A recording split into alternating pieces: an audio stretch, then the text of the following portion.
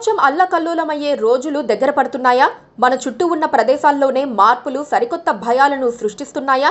Fact చెక్కుల పేరుతో జనానికి ధైర్యం చెబుతున్నప్పటికీ మనం క్రమంగా యుగాంతం దిశగా అడుగులు వేస్తున్నామా? ఈ భూమి మీద ముప్పావు భాగం నీళ్లు, పావు భాగం నేల ఉన్నాయి. ఎటు చూసినా కడలి ఉండే ప్రదేశం మనది.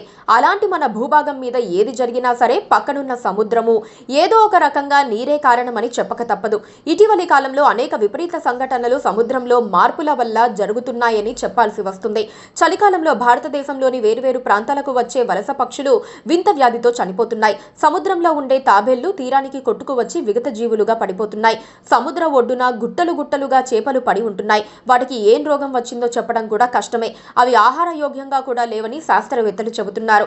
అలాగే మనుషులకు కూడా వింత వ్యాధులు వచ్చి అర్ధాంతరంగా తనువు చాలిస్తున్నారు. కరోనా జనంలో కొత్త భయాలకు కారణమైంది. అదేవిధంగా ఇప్పుడు జీబీఎస్ లాంటి వ్యాధులు జనాన్ని వణికిస్తున్నాయి. సామూహిక జన హననానికి పాల్పడే పాలకులతో జనం హాహాకారాలు చేయాల్సి వస్తోంది. అసలు యుగాంతం ఎప్పుడు? ఈ ప్రశ్నను ఎవరైనా ఎప్పుడైనా వేసుకోవచ్చు. కాకపోతే వరుస ఘటనలు మాత్రం ఈ భూప్రపంచానికి ఏదో జరగబోతోందన్న అనుమానాలను కలిగిస్తోంది. ఈ భూమి వయసు 4.5 బిలియన్ సంవత్సరాల కంటే ఎక్కువని శాస్త్రవేత్తలు తేల్చారు. భూమి ఉద్భవించిన కాలంలో ఎలాంటి జీవరాశి లేదని నిర్ధారించారు. మానవ జాతి ఉద్భవించే ముందే భూమిపై చెట్లు, నదులు, పర్వతాలు, వివిధ రకాల జంతువులు ఉన్నాయని చెబుతున్నారు. తర్వాత క్రమంగా మానవులు ఉనికిలోకి వచ్చారని ఆంథ్రోపాలజీ నిపుణులు అంచనా వేస్తున్నారు.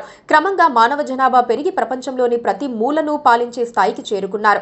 కోతి నుంచి పుట్టిన మనిషి ఎంతో అభివృద్ధి చెంది మరమనుషులను తయారు చేస్తున్నారు.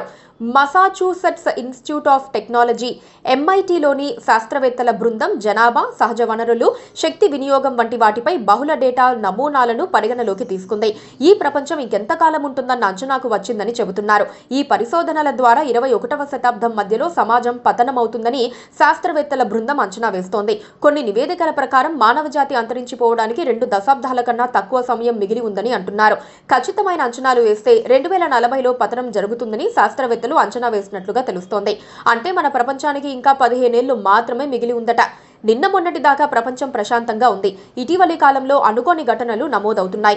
రాకూడని టైంలో తుఫానులు, భూకంపాలు, సునామీలు మానవాళిపై దాడి చేస్తున్నాయి.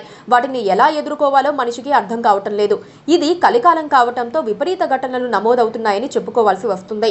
మనం చేయగలిగింది ఏమైనా ఉందా అంటే దిద్దుబాటు చర్యలు కొంతవరకు మాత్రమే సాధ్యమని మనకు తెలిసిందే. అయినా వదిలిపెట్టకూడదు. ప్రకృతి ప్రకోపాన్ని అడ్డుకొని శాంతింపజేసేందుకు మన ప్రయత్నాలు కొనసాగించాలి. దాంట్లో ప్రభుత్వాల భాగస్వామ్యమే ఎక్కువ ఉంటుంది. చూడాలి మరి ఏమవుతుందో. Please subscribe to KTV Telugu. KTV Telugu KTV Telugu channel.